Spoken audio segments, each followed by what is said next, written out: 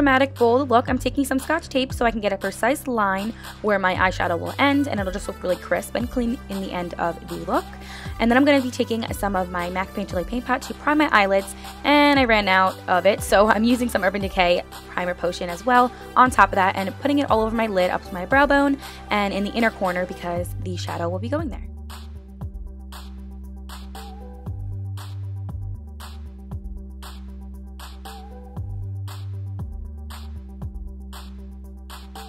So I'm using dark colors, so I wanted to do my eyeshadow first, so that's why I have no foundation on, and I will be showing you guys a full face if you stick around to the end. I'm going to be taking my Urban Decay Naked 3 palette in the shade Nooner and placing that in my upper crease. I have a kind of low crease, so I'm placing this kind of high, not where my natural crease would be, but I'm making it an imaginary one if you want to say that. So I'm putting it there and placing it from outer to inner corner.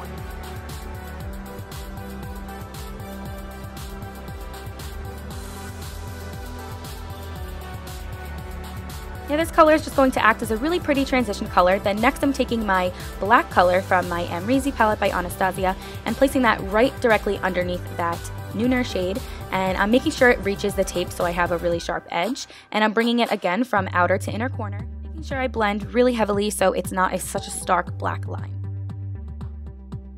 And for my lid color, I'm taking my L'Oreal Paris H.I.P little palette here, and I'm taking the silver shade. It's a very metallic silver color, and I'm using a MAC Fix Plus spray to get it really packed on and a metallic shade, and it is in the shade Platinum. And I'm placing that on my lid, not going too high with this color, really just putting it on my natural lid where it meets up with the black crease. And then I'm going to blend out the crease and a little bit more of that color and start singing and just really blend off those colors so it's not so harsh and just really looks seamless.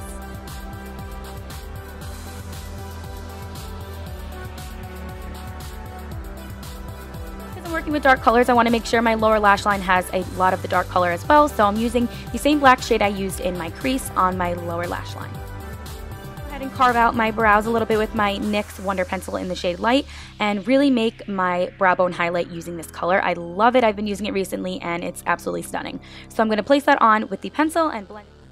Now it's time to reveal your work by taking off the tape, and as you can see, it's a really crisp line. I go in just a little bit with a blending brush and blend out those colors just so it's not so harsh and sharp. If you like that look, you can leave it, but I like to just blend it out a little bit so it's a lot softer.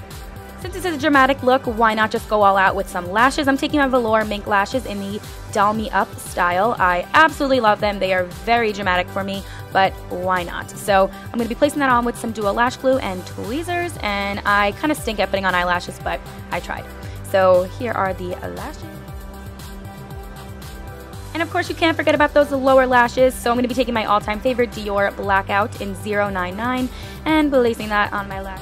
Then it is time for some foundation, so I'm taking my new Makeup Forever HD foundation, and I'm not sure of the shade. I will link it below, and I'm placing this with a beauty blender because it gives a beautiful finish, so I'm dotting that on and blending it out.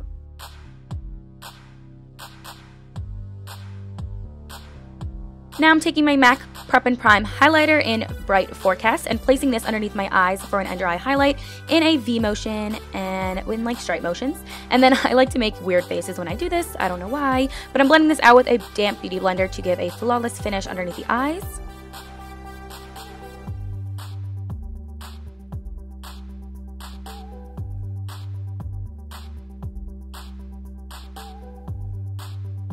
Now it's time for my all-time favorite part, which is my contouring, and I'm using my Anastasia Beverly Hills Contour Kit, and I am obsessed. I don't know if you got that, but I'm obsessed. So what I'm going to be doing is taking all three of those shades, mixing them around and placing them in my contour area. This would be where your cheeks naturally have like a sunken in area, right on your cheekbone by your ear, and I just place it right there and bring it on down, and I do it on the tops of my forehead and by my jawline as well. You want to just really make like a structured face when it comes to this. I'll do a whole video on how I contour and highlight if you guys would like. There's tons of them out there, but this is what I like to do, and I'm using it on my NARS Ita brush, or Ita brush, and it is flawless.